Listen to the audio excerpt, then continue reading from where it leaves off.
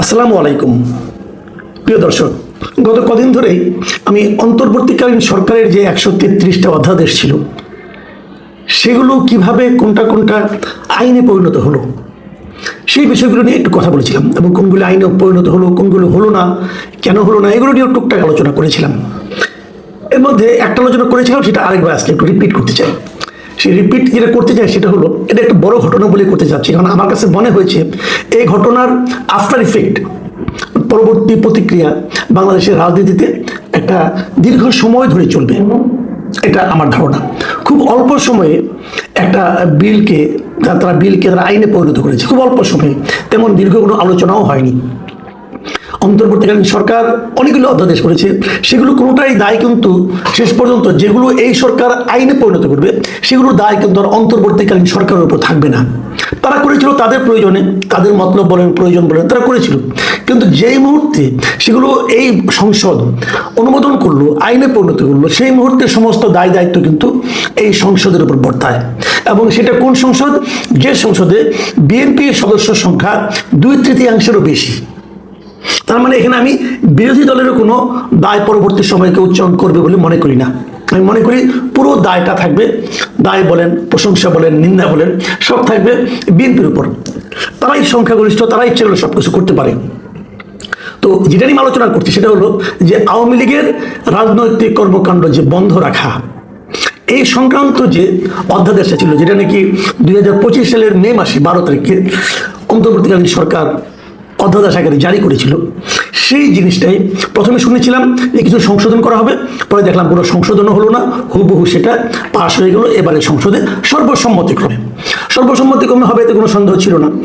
এই কারণে যখন অধ্যাদেশটা হয় তখন ওই সরকারের উপর অধ্যাদেশ করার জন্য মূলত আন্দোলনটা করেছিল জামায়াত এবং এনসিপি। তো জামায়াত এনসিপিতে এবার আছে, আর তার সঙ্গে বিএনপি তখন মুখে মুখে না করেছিল, পরে ওই অধ্যাদেশটা পাশ হওয়ার পর তারা সরকারকে এই ব্যাপারে প্রশংসা করেছিল, অভিনন্দনও জানিয়েছিল যে আপনি একটা ভালো কাজ করেছেন। তো যে কাজটাকে তারা ভালো বলেছে ঘটনা ঘটার পর, সেটাই মূল কথা। কারণ আগে তারা কি বলেছে, আগে তাদের নেতা টাইম ম্যাগাজিনকে কি বলেছেন, ওনার দলের অন্য লোকরা যে বলেছেন যে আমরা কোনো রাজনৈতিক দল নিষিদ্ধ চাই না, এই যে বলেছিলেন সেগুলো কিন্তু ইম্যাটেরিয়াল, কারণ ঘটনা ঘটে যাওয়ার পর তারা সেটাকে সাপোর্ট করেছেন। এখন সেই সাপোর্টটাই যে তাদের আসলে মূল অভিব্যক্তি, মূল চিন্তা, সেটাই কিন্তু আমরা এবার দেখতে পেলাম এই বিল পাশ হওয়ার মাধ্যমে। তারা বললেন যে তারা আওয়ামী লীগের নিষিদ্ধ চান এবং সেই অনুযায়ী তারা আপাতত তারা আওয়ামী লীগ কোনো কর্মকাণ্ড পরিচালনা করতে পারবে না যতদিন তাদের বিচার না হবে। এই হলো বেসিক ঘটনা। আমি এটার প্রতিক্রিয়া কি হতে পারে সেটা নিয়ে একটু কিঞ্চিত আলাপ করতে চাই। দেখুন, বাংলাদেশের ইতিহাসে রাজনৈতিক দল নিষিদ্ধের ঘটনা কতবার ঘটেছিল? খুব বেশিবার কি ঘটেছিল? প্রথম একবার ঘটেছিল বঙ্গবন্ধু শেখ মুজিব স্বাধীন হওয়ার পর। প্রথম আমাদের সংবিধানে একটা ঘটনা ঘটানো হয়েছিল, সংবিধানে বলা হয়েছিল যে ধর্মভিত্তিক রাজনৈতিক দল নিষিদ্ধ করা হয়েছিল। এবং এই ধর্মভিত্তিক রাজনৈতিক দল নিষিদ্ধ করার কারণে অটোমেটিক্যালি বাংলাদেশের বেশ কয়েকটা রাজনৈতিক দল নিষিদ্ধ হয়ে গিয়েছিল। সেগুলো হলো জামাত ইসলাম, তো মুসলিম লীগ ধর্মভিত্তিক রাজনৈতিক দল করতো, নিজাম ইসলাম, পিডিপি, এই নুরুল আমিন ছিল একজন ব্যক্তি, ওনার দল, এইগুলি কিন্তু অটোমেটিক্যালি নিষিদ্ধ হয়ে গিয়েছিল প্রথমবার। তারপরে নিষিদ্ধ করলো দ্বিতীয়বার করলো বঙ্গবন্ধু শেখ মুজিবুর রহমান নিজে। এবার সংবিধানের মাধ্যমে নয়, উনি এটা করলেন সংবিধানের মাধ্যমে করলেন, সরি। এবার তিনি যেহেতু সমস্ত দলকে নিষিদ্ধ করে একটা দল করলেন, বাকশাল, অতএব সব দল কিন্তু অটোমেটিক নিষিদ্ধ হয়ে গেল। সেখানে আওয়ামী লীগও নিষিদ্ধ হয়ে গেল, আরও যা দল ছিল, জাসদ সব নিষিদ্ধ হয়ে গেল। এই নিষিদ্ধ দলগুলোকে আওয়ামী লীগ, এই জন্য কিন্তু আওয়ামী লীগকে বলা হয় যে রাজনৈতিক দল নিষিদ্ধ করার ইতিহাস প্রথম আওয়ামী লীগ চালু করেছিল, কথা সত্য। কিন্তু ইন্টারেস্টিং হলো আওয়ামী লীগ সেবার আওয়ামী লীগকেও নিষিদ্ধ করেছিল, মাথায় রাখবেন। তারপর বঙ্গবন্ধুর মৃত্যুর পর যখন নাকি জিয়াউর রহমান দায়িত্বে আসলেন, ক্ষমতায় আসলেন, তখন উনি বিভিন্ন প্রক্রিয়ায় ধীরে ধীরে সংবিধানে কিছু চেঞ্জ করলেন এবং এগুলো করার মাধ্যমে উনি সকল রাজনৈতিক দলকে বিভিন্ন প্রক্রিয়া, প্রথমে ঘরোয়া রাজনীতি করো, তারপরে আস্তে আস্তে এবার সমস্ত দলকে উনি রেজিস্ট্রেশন দিলেন। এই রেজিস্ট্রেশনের সিস্টেম কিন্তু আগে ছিল না, এটা জিয়াউর রহমান আমলে শুরু হলো। এবং এই রেজিস্ট্রেশন প্রক্রিয়ার মাধ্যমে আওয়ামী লীগ আবার রাজনীতি ফিরে আসলো। ওই আওয়ামী লীগ বাকশালে যারা ছিল ওই লোকগুলি, কিন্তু বাকশাল তারা মানে নিয়ে আসলো না, আওয়ামী লীগ নিয়ে আসলো। এবং এই জন্যই কিন্তু অনেকে বলেন যে বঙ্গবন্ধু রাজনৈতিক দলকে নিষিদ্ধ করেছিলেন, জিয়াউর রহমান রাজনৈতিক দলগুলোকে ওপেন করে দিয়েছিলেন, সেই নিষিদ্ধতা উঠিয়ে নিয়েছিলেন। কিন্তু জিয়াউর রহমান কিন্তু সব দলকে আবার রেজিস্ট্রেশন দেন নাই, জাসদকে রেজিস্ট্রেশন দেন নাই। যারা কিন্তু তখন জিয়াউর রহমান আমাদের রেজিস্ট্রেশন পায়নি। যাই হোক, সেটা অন্য আলাপ, ওই অতিরিক্তকে আমি যাচ্ছি না। ট্র্যাজেডিটা হলো যে জিয়াউর রহমানকে বলা হয়ে থাকে যে উনি নিষিদ্ধ হওয়া রাজনৈতিক দলগুলোকে নতুনভাবে যাত্রা শুরু করার কার্যকর রাজনৈতিক কর্মকাণ্ড পরিচালনার সুযোগ দিয়েছিলেন, সেখানে জামাতও ছিল। সেই জিয়াউর রহমানের পুত্র তারেক রহমানের আমলে আওয়ামী লীগের মতো একটা বড় রাজনৈতিক দলকে নিষিদ্ধ করার ঘটনা আসলো। হয়তো বলবেন না দল নিষিদ্ধ হয়নি, কার্যক্রম নিষিদ্ধ হয়েছে। কথা একই, কথা একই কারণে এই দলে ইলেকশন করতে পারবে না, এই দল একটা মিটিং করতে পারবে না, এই দল তার দলের পক্ষে কেউ স্লোগান দিতে পারবে না, এই দল অনলাইনে কোনো প্রচারণা চালাতে পারবে না, এগুলো সব বেআইনি হবে। তাহলে এর চেয়ে কি আর আছে? নিষিদ্ধ হলে আর এর চেয়ে বেশি কি হতো? এই তো হতো। এটি হলো ট্র্যাজেডি। হয় ইতিহাসে এরকম হয়, কিন্তু যে পরবর্তী প্রজন্ম সেটা আরও কী করে। আমরা ভেবেছিলাম উনি দীর্ঘদিন লন্ডনে থেকে এসেছেন, আমি ওনার কাছে পার্সোনালি আমি বলি, আমি ওনার কাছে এই জিনিসটা আশা করিনি। আমার কাছে মনে হয়েছিল বহুদলীয় গণতন্ত্রের যে সৌন্দর্য এটা উনি দেখে এসেছেন এবং সেটা উনি এখানে প্রয়োগ করবেন। কিন্তু আমার কাছে মনে হচ্ছে যে তার দলের যে প্রতিহিংসাপরায়ণ নেতৃত্ব যেটা আছে, সেই নেতৃত্ব ওনাকে প্রভাবিত করতে সক্ষম হয়েছেন। উনি ওনার ওইখান থেকে শিখে আসা শিক্ষা দ্বারা ওনার নেতৃত্বকে প্রভাবিত করতে পারেননি, উল্টোটা হয়েছে। এখন এই উল্টো রথ কতদিন চলে আমি জানি না, দেখা যাক।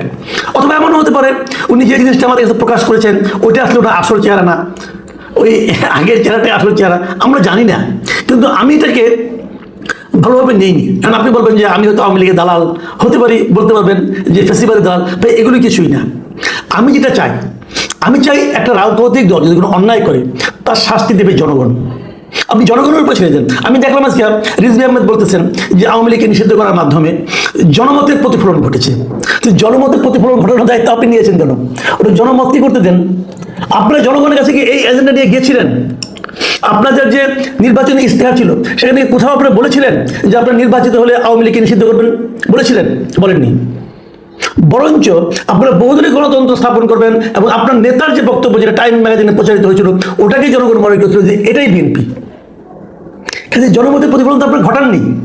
এই যে আপনার 2/3 আসন পেয়েছেন, আপনারা কি নির্বাচন আগে বলেছেন যে আমরা নির্বাচিত হলে আমাদের 2/3 যদি আপনার সমর্থন দেন আমরা যে আওয়ামী লীগকে নিষিদ্ধ করবো? বলেননি তো আপনারা। তাহলে এটা করার মাধ্যমে আপনি কি অর্জন করলেন? অনেকে বলে যে নানা কারণ হতে পারে। আপনারা মনে করেন যে আওয়ামী লীগ 2/3 সংখ্যাগরিষ্ঠতা পাইছে, এখন তারা খুব একটা নির্ঝঞ্ঝাটভাবে খুব কোনো ধরনের চ্যালেঞ্জ ছাড়া তারা একটা ক্ষমতা উপভোগ করছে, এবং এই সময় যদি আওয়ামী লীগ ব্যাক করে তাহলে তো তার সামনে একটা বড় একটা চ্যালেঞ্জ হয়ে যাবে। সেই চ্যালেঞ্জটা যাতে না আসে এই জন্য তারা তাদেরকে নিষিদ্ধ করে দিয়েছে। বাট আমি মনে করি এই যুক্তিটা টিকবে না। টিকবে না এই কারণে আওয়ামী লীগকে আপনি আস্থা দিচ্ছেন না, কিন্তু আওয়ামী লীগের যে ভোটগুলো আছে সেগুলো কি হবে? আপনারা কি মনে করেন যে এই ঘটনার পরও এই লোকগুলো আপনাদেরকে ভালোবেসে ভোট দেবে? এটা ভাবেন আপনারা? আবার দেখুন বাংলাদেশের রাজনৈতিক ইতিহাস কি, এটা অবশ্য অতটা জোরালো যুক্তি না, কিন্তু তবু একটু বলি। সেই যুক্তিটা হলো যে বাংলাদেশে কিন্তু আমরা দেখেছি যে প্রতিবার যদি নির্বাচনটা অবাধ এবং সুষ্ঠু হয় তাহলে ক্ষমতাসীন দল নির্বাচনে বিজয়ী হয় না। এটা আমরা দেখেছি, 91 সাল থেকে দেখে আসছি। আগামী নির্বাচন যদি অবাধ এবং সুষ্ঠু হয় তাহলে ওই ফর্মুলাতে সম্ভাবনা থাকে একটা যে বিএনপি ক্ষমতায় আসতে পারবে না, অন্য কোনো দল আসবে। আওয়ামী লীগ তো নাই, তাহলে কি আসবে? জামাতে ইসলাম আসবে। জামাতে ইসলামের মতো একটা দল যদি ক্ষমতা আসে, বিএনপি কি অবস্থা হতে পারে? আমি বিএনপিকে একটা খালি চিন্তা করতে পারি। আপনারা ভাবুন, যদি আওয়ামী লীগ ক্ষমতায় আসে অথবা যদি জামাত ক্ষমতায় আসে, আপনার জন্য কোনটা বেশি স্বস্তিকর হবে? ভেবে নিন, সমাধান আপনারা পাবেন, কোনো সমস্যা নেই। আবার আরেকটা ফর্মুলা আছে, আরেকটা অপিনিয়ন কিন্তু আছে। এই অপিনিয়নটা হলো যে বোধ করি বিএনপি একটু ভয় পেয়ে গিয়েছে। ভয়টা কিসের? ভয়টা হলো যে যদি তারা আওয়ামী লীগকে ছাড় দেয়, আওয়ামী লীগকে যদি এবার না করে, এবার নিষিদ্ধ না করে, এই অধ্যাদেশটা যদি তারা বাতিল করে দিত, তাহলে জামাত এবং এনসিপি তারা বিএনপির বিরুদ্ধে একটা আন্দোলন করে তুলত। বলতো তারা বলে না যে আওয়ামী লীগ বিএনপি কি একই সাপের একই বিষ, 2 সাপের একই বিষ, বলে না কে জিনিস? ওই জিনিসটা কিন্তু হতো। এই ব্যাপারটাকে বিএনপি ভয় পেয়েছে। ভয় পেয়ে তারা আওয়ামী লীগকে নিষিদ্ধ করেনি, হয়তো পরবর্তী সময়ে সুবিধাজনক কোনো এক সময় আবার এটা তারা উঠিয়ে নেবে, এরকম একটা অপিনিয়ন কিন্তু আছে। যদি এটা হয় সেটাকেও আমি খুব একটা গ্রহণযোগ্য মনে করি না। এই একই ফর্মুলায় তারা কিন্তু নির্বাচনের আগে ওই যখন হলো, সংস্কার হলো, সনদ হলো, তারপর হ্যাঁ ভোট না ভোট হলো, তারা কিন্তু ইচ্ছার বিরুদ্ধে এমন অনেক কাজ করেছে যার জন্য তাদের এখন কথা শুনতে হচ্ছে। তো এটা যদি হতো তাহলে বরঞ্চ তারা যদি জামাত এনসিপি তারা কথা বলতে বটে, কিন্তু তারা কিন্তু পাশাপাশি আওয়ামী লীগের সমর্থকদের পেয়ে যেত, কিন্তু সেটা তারা রিস্ক নেয়নি। এবং আরেকটা অপিনিয়ন যেটা বিএনপি কেউ কেউ বলছেন যে আগামীতে স্থানীয় সরকার নির্বাচন আছে, সেই স্থানীয় সরকার নির্বাচনে যদি আওয়ামী লীগ মাঠে থাকে তাহলে তারা একটা বেকায়দায় পড়বে, এই জন্য তারা আওয়ামী লীগকে আপাতত নিষিদ্ধ রেখেছে। হয়তো স্থানীয় সরকারের পরে তারা আবার হয়তো অন্য কিছু করতে পারে, এটা হতে পারে। বাট এটাও আমার জন্য মনে হয় না খুব একটা সুবিধা হবে, কারণ আমার কেন যেন মনে হয় যে স্থানীয় সরকার নির্বাচনটা অবাধ এবং সুষ্ঠু হয়, যদি এই দুটো উপনির্বাচনের মতো না হয়, যদি শেরপুরের মতো না হয়, তাহলে আওয়ামী লীগের ভোট কিন্তু উল্টা দিকে যেতে পারে ভাই, বড় বেকায়দায় পড়তে পারেন। যা হোক, এগুলি আপনারা দেখবেন, দেখার পরে হয়তো মোটামুটি ধারণা করতে পারবেন আসলে কোন দিকে যাচ্ছে। আমি আলোচনাটা শেষ করব সুপ্রিম কোর্টের একজন সিনিয়র আইনজীবী, আমি বিবিসির একটা রিপোর্ট পড়লাম ওনার, মিস্টার শাহাদিন মালিক, ওনার একটা বক্তব্য দিয়ে তিনি যে জিনিসটা বলেছেন সেটা হলো, আমি আপনাদের পড়ে শুনি। বলেছেন বিএনপি বিলটি পাশ করে আওয়ামী লীগ বিষয়ে নিজেদের অবস্থান পরিষ্কার করেছে এবং তারা না চাইলে বিলটি পাশ হতো না।